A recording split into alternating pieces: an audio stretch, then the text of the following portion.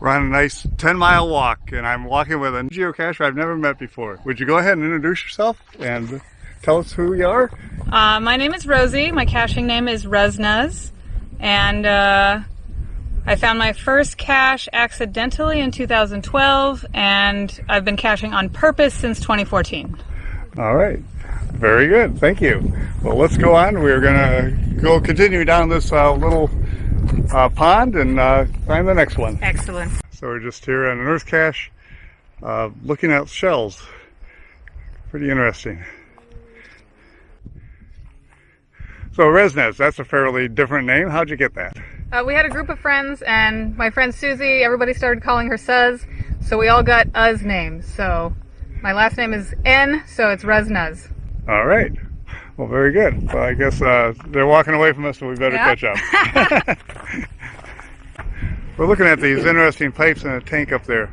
We got Yosemite John here, who at one point did what? Worked for Water and Power, so okay. I'm kind of a water and power nerd. These pipelines are penstock, generate electricity, and what they do is in the peak hours when they need electricity, say afternoon when everybody's running their air conditioners, they'll run the water down the hill and generate electricity with it. And then in the middle of the night when electric rates are really cheap, they pump the water back up into Lake Pyramid to repeat again as needed. Wow. So it's like probably a daily thing that happens, especially in the summer. That's very interesting. Thank you. Mm-hmm. They still have A&W root beer? Yes, they do. They're delicious. So you went to GeoWoodstock in Denver. I did. Tell me about your trip. It was actually the third of 3 megas that I did. The first one was in Northern California, caching the bay. The second one was the following week in southeastern Washington, and that was the Tri-Cities GeoCoin Challenge.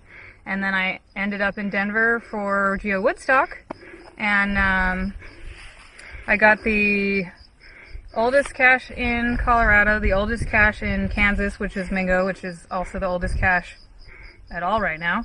I got Potter's Pond, the oldest cache in Utah, on my way back home.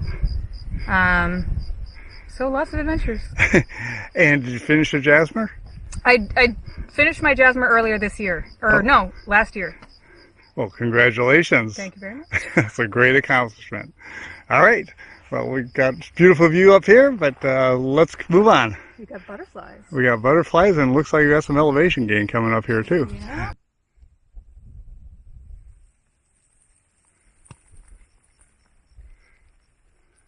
So you told us about your road trip to Denver. Now you're going to GeoWoodstock in Fort Worth. How are you getting there? I'm actually driving across country to visit friends in Virginia, and then on my way back I'm going to be stopping in Texas to go to the Mega. Very good. And so how many states do you think you're going to pick up on that road trip? New states, it'll probably be a few. I know on the way out I'm getting 2 or 3 new ones, and then I'm hoping to visit a few in the East Coast area just near Virginia. And then adding to my Texas, because I only have 1 in Texas so far. Well, you probably will get a lot more there, aren't you? Yep, I'm hoping so. Very good. All right. Well, let's see. We're 10 miles into our 10-mile hike, 3 miles to go. So let's do it.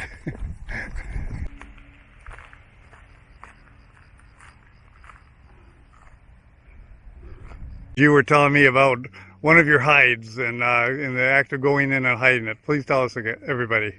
So I was hiding a cache at the top of a 3-story treehouse, and it was in the middle of a rainstorm, and I placed the cache, and I leaned out over the edge to get good cords, and dropped my phone 3 stories directly onto a rock.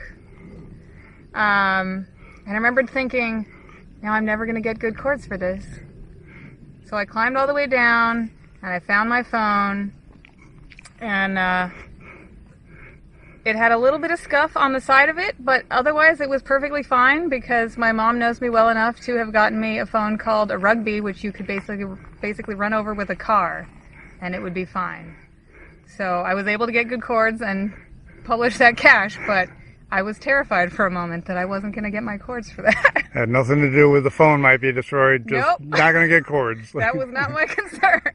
Well, RuzNuz, I appreciate you participating in my walk and talk program. Thank you very much. It's such a pleasure meeting you, and I really appreciate it. It was a lot of fun. Thank you. My pleasure.